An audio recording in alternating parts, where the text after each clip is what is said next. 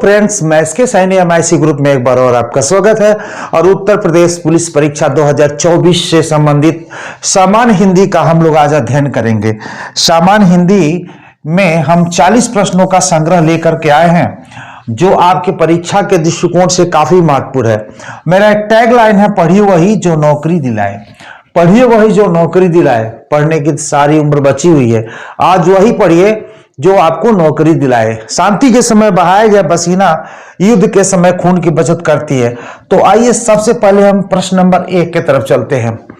जिनकी ध्वनि केवल मुख से निकलती है उसे कहते हैं। जिनकी ध्वनि केवल मुख से निकलती है उन्हें कहते हैं।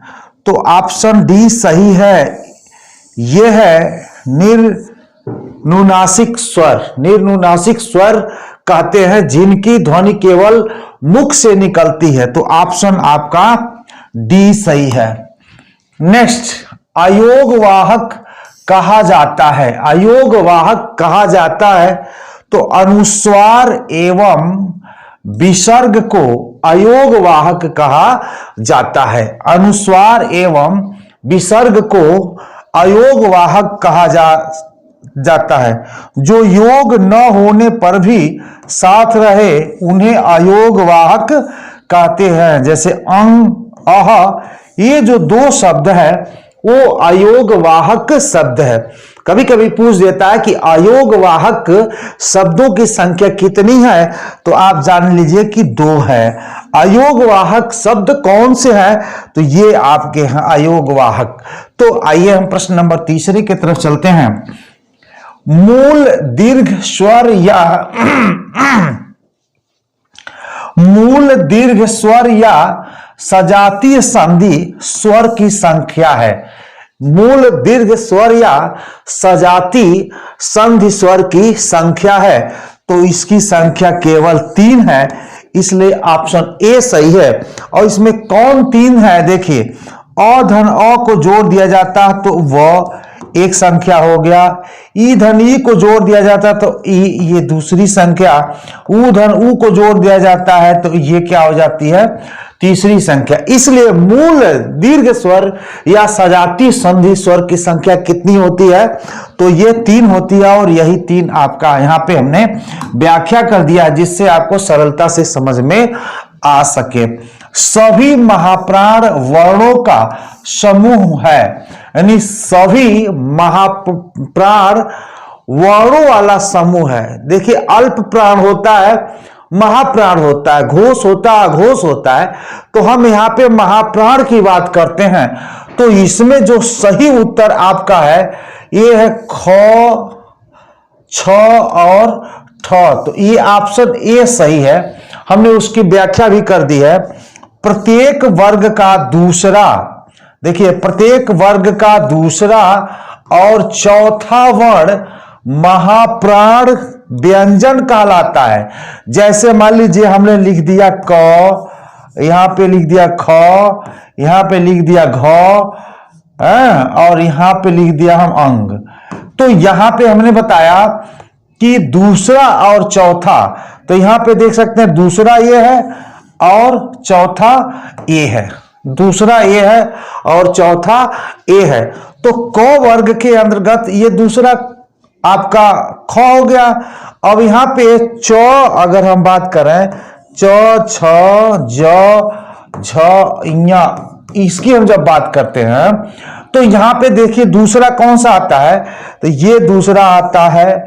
और चूंकि अब इसमें है छ, ट, ठ, ठ, यानी हम कह सकते हैं कि जो ट, ठ, ड, ढ जो आता है, अब इसमें क्या होता है? दूसरा वर्ग क्या है? ये है। तो हमने कहा कि प्रत्येक वर्ग का दूसरा और चौथा वर्ण महाप्राण कहलाता है।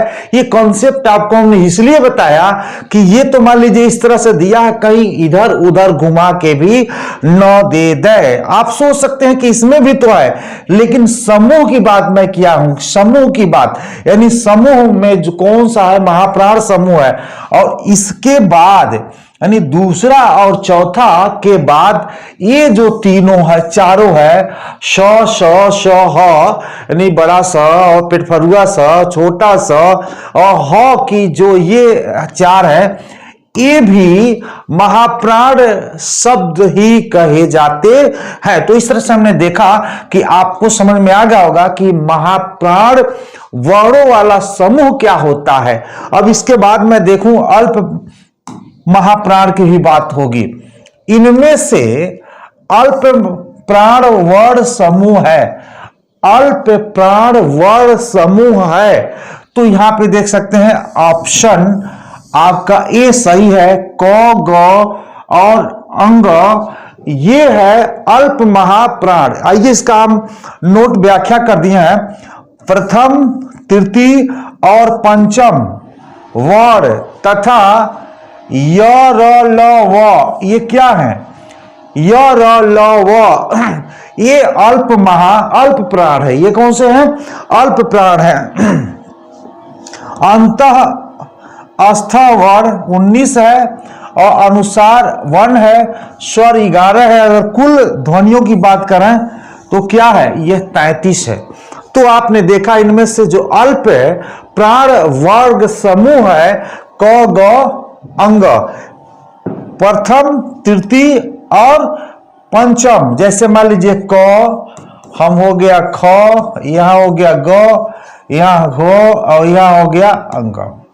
अब इसमें कहा गया है कि प्रथम, तो प्रथम ये हो गया आपका, और मैंने बताया तृतीय तो ये तृतीय हो गया, और मैंने बताया ये पंचम तो ये हो गया पंचम। तो यहां पे हम देख सकते हैं कि क है और ग है तीसरा है और अंग है ये पांचवा है। तो क ग और अंग जो है ये अल्प प्राण वर्ण समूह है, इसलिए ऑप्शन ये आपका सही है। हमने बता दिया कि अल्प प्राण समूह किसे कहते हैं या अल्प प्राण किसे कहते हैं। तो प्रथम, तृतीय और पंचम वर्ण को हम अल्प प्राण कहते हैं। बहुत गंभीरता से मैंने इसको बताया, आपको समझ में आ गया होगा। नेक्स्ट चलते हैं कि निम्न में से कौन ऊष्म व्यंजन नहीं है। निम्न में से कौन ऊष्म व्यंजन नहीं है। तो ऑप्शन ए जो है ल ऊष्म व्यंजन नहीं है। ऊष्म व्यंजन स ह ये जो है ऊष्म व्यंजन है, ये महाप्राण के अंतर्गत आने वाले शब्द हैं।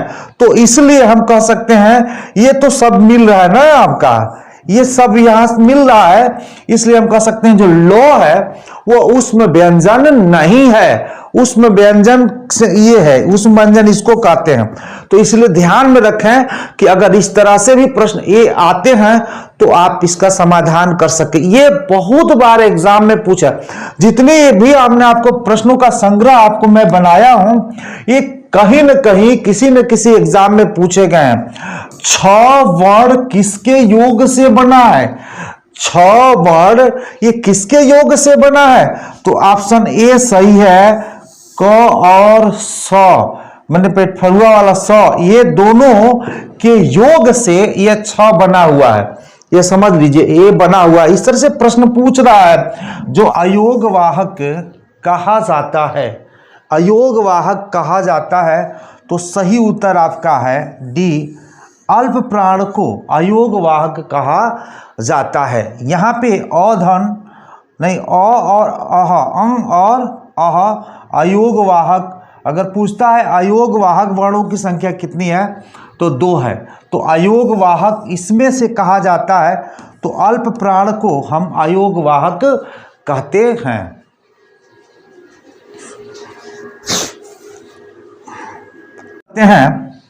लोप चिन्ह है, यहाँ पे लोप चिन्ह है, यहाँ पे हम समझने की बात करते हैं इसमें से लोप चिन्ह कौन है। तो ऑप्शन सी जो है ये लोप चिन्ह है। ऑप्शन सी क्या है, ये लोप चिन्ह है। यहाँ पे हमने सारे चिन्हों को, ये जो है आपका ये पाद चिन्ह है और ये जो है वो समाप्ति सूचक चिन्ह है, और ये जो तीसरा है आप समझ ही सकते हैं, इसे हम कहते हैं लोप चिन्ह, और ये जो चौथा है ये आपका पूर्ण विराम का है। इस चारों का हमने यहाँ व्याख्या कर दिया है कि ये सारे जो चिन्ह है उसके क्या नाम है। इस तरह के चिन्ह भी पूछ रहा है जो आपके परीक्षा के दृष्टिकोण से काफी महत्वपूर्ण है।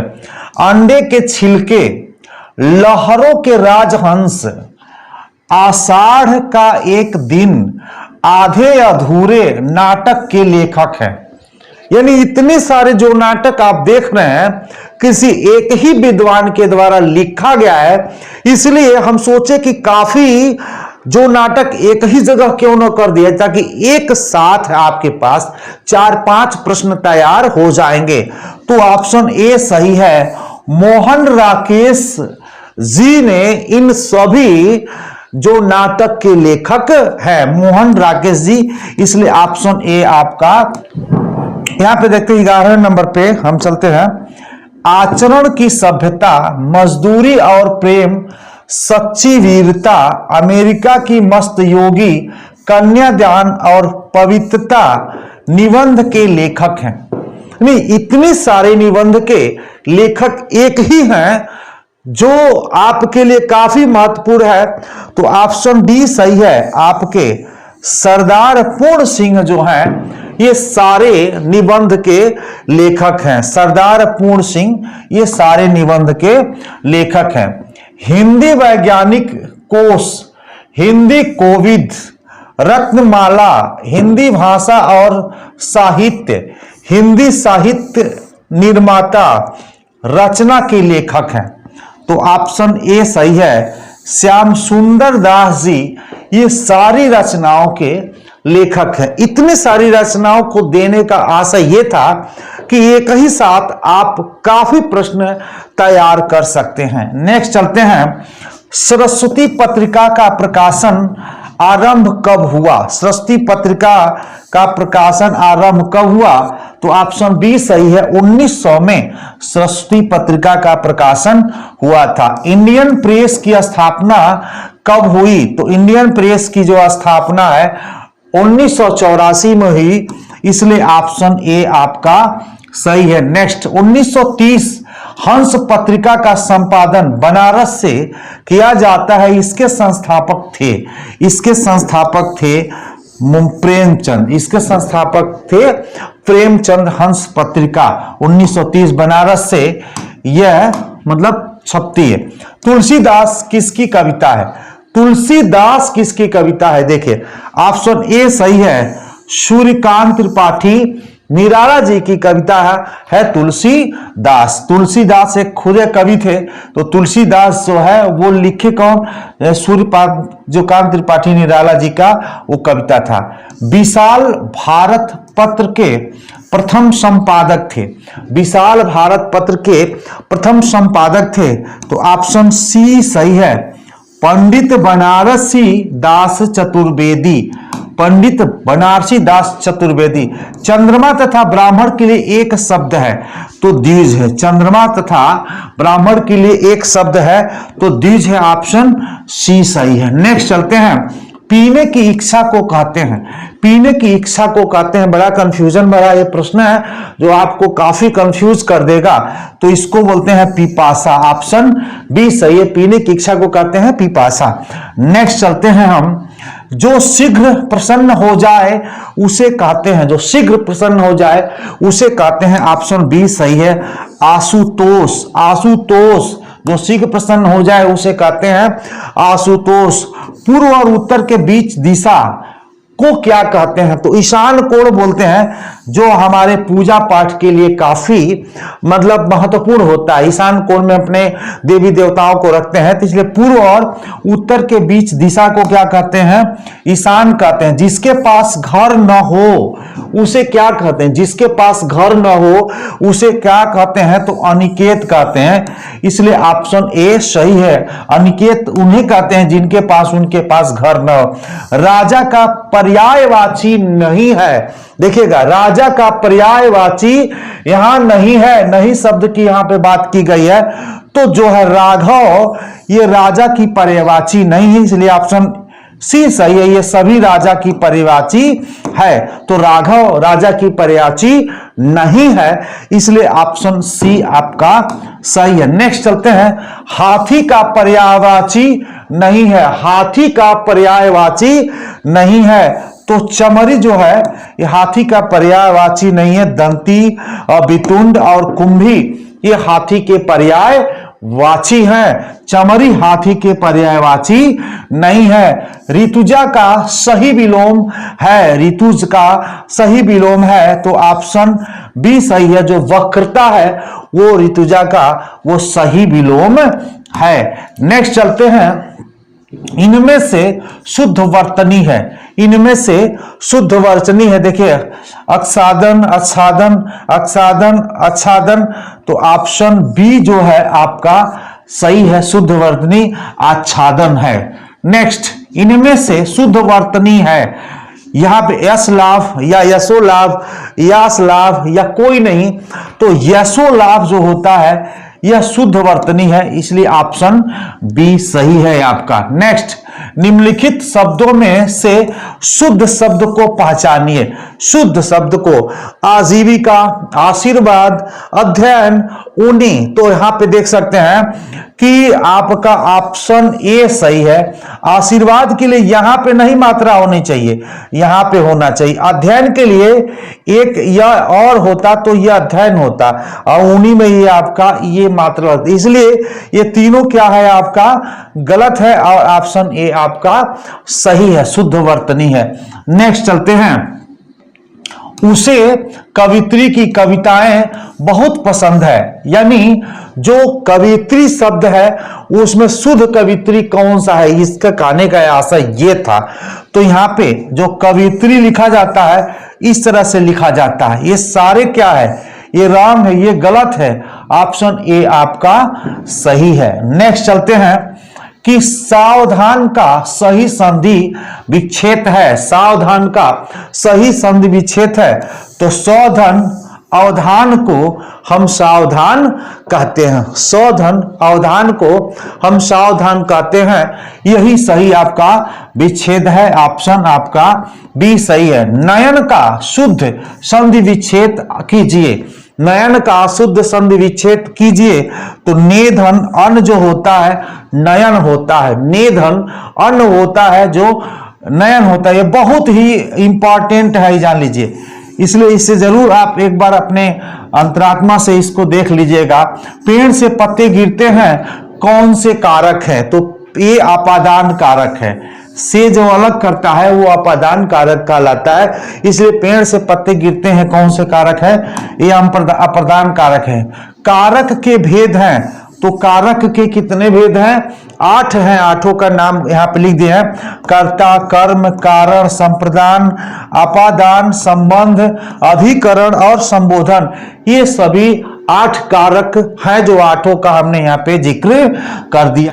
नेक्स्ट, नदी का जल ठंडा है का सामान्य बहुवचन बताइए, नदी का जल ठंडा है उसका सामान्य बहुवचन बताइए, तो नदी का जल ठंडा है ये भी नहीं है आपका, सभी नदी का जल ठंडा है ये भी आपका सही नहीं है, नदियों का जल ठंडा है ये आपका सही है, और नदियों का जल ठंडा है, देखिए यहाँ पे मात्रा की बात आई है इसलिए ये भी नहीं है, ऑप्शन आपका सी सही है, नदियों का जल ठंडा है। मात्रा के यहाँ पे डिफरेंस कर दिया गया दोनों में, यहाँ पे देख सकते हैं सेम सब चीज है, लेकिन यहाँ पे मात्रा इधर से लगा दी गई, इसलिए क्या है, ये सही नहीं है। इसलिए अलंकार के कितने भेद हैं, तो अलंकार के 3 भेद हैं, शब्दालंकार, अर्थालंकार और उभयालंकार। तो नेक्स्ट चलते हैं, कुछ विद्वान 2 ही बताए थे लेकिन लास्ट में उभयालंकार को भी मान लिया गया। हिंदी भाषा की कितनी विख्यात बोलियां हैं, तो हिंदी भाषा की जो विख्यात बोलियां हैं वो 5 है, इसलिए ऑप्शन आपका ये सही है। यहाँ पे पश्चिमी हिंदी, पूर्वी हिंदी, बिहारी हिंदी, पहाड़ी हिंदी, राजस्थानी हिंदी, इसलिए हम कह सकते हैं हिंदी भाषा की जो विख्यात बोलियां हैं वो कितनी है, वो 5 है, 5 का जिक्र हमने कर दिया है। नेक्स्ट, उत्तर प्रदेश में में कौन सी भाषा नहीं बोली जाती है? उत्तर प्रदेश में कौन सी भाषा नहीं बोली जाती है? ब्रज भाषा भी बोली जाती, कन्नौजी भी बोली जाती, अवधी बोली, पहाड़ी भाषा नहीं बोली जाती, क्योंकि उत्तर प्रदेश में मतलब पहाड़ी निवासी नहीं है, उत्तराखंड में है, इसलिए पहाड़ी भाषा उत्तर प्रदेश में नहीं बोली जाती है, इसलिए ऑप्शन डी आपका सही है। ब्रज भाषा का विकास किस अपभ्रंश से हुआ है? ब्रज भाषा का जो विकास हुआ है किस अपभ्रंश से हुआ है? तो शोरसेनी अपभ्रंश से ब्रज भाषा का आविष्कार हुआ है। हिंदी भाषा की उत्पत्ति हुई है, हिंदी भाषा की उत्पत्ति किससे हुई है? तो शोरसेनी से हुई है, इसलिए ऑप्शन ये आपका सही है। नंबर 40 से चलते हैं। सूरसागर किस भाषा की रचना है? सूरसागर जो रचना लिखी गई है वो किस भाषा में लिखी गई है, किस भाषा की रचना है? तो ये है आपका ब्रज। तो आज के लिए इतना ही, और नेक्स्ट हम मिलते हैं सामान्य ज्ञान की तरफ से। दो इधर इसके पहले भी मैंने यूपीपी का हिंदी का बहुत जबरदस्त कलेक्शन डाला था, ये भी बहुत जबरदस्त कलेक्शन है, और नेक्स्ट आप सामान्य ज्ञान का लेके आएंगे, इसके बाद फिर हिंदी के लेके आएंगे। आज के लिए इतना ही, धन्यवाद।